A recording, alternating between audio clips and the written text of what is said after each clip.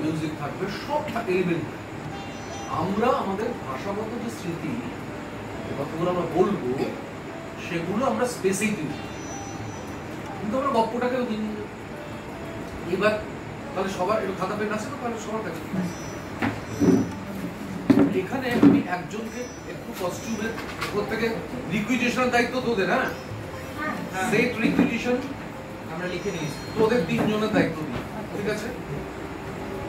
Costume ডিপার্টমেন্টটা তোর, আচ্ছা ঠিক আছে? এবার লিখতে থাকবে ক্যারেক্টার, প্রত্যেকে ক্যারেক্টার লিখো। তোমরা কি কি গল্প পড়ে কি কি চরিত্র পেয়েছো সেগুলো লিখতে থাকো, তো দেখি স্মৃতি থেকে দেখো যারা যারা পড়ে যাওয়ার পরেই তাদের লিখতে হবে।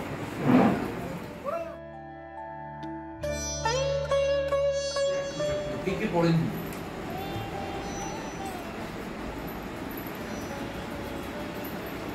তোমরা 4 জন পড়োনি, তাই তো? ঠিক আছে, কোনো সমস্যা প্লিজ।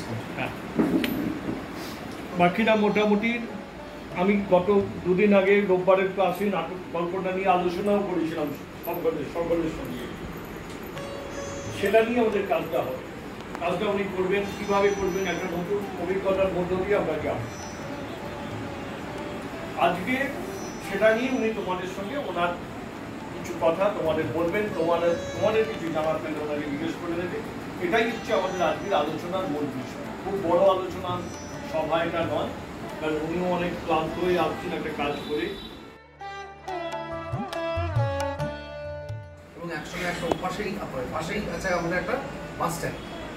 সুতরাং ওই বাসের হর্ন, হ্যাঁ একটা কোলাহল প্লাস হর্ন, বাস স্টার্ট দেওয়ার শব্দ, বাস মানে ছেড়ে দেওয়ার শব্দ, এইগুলো তুই একটা রেট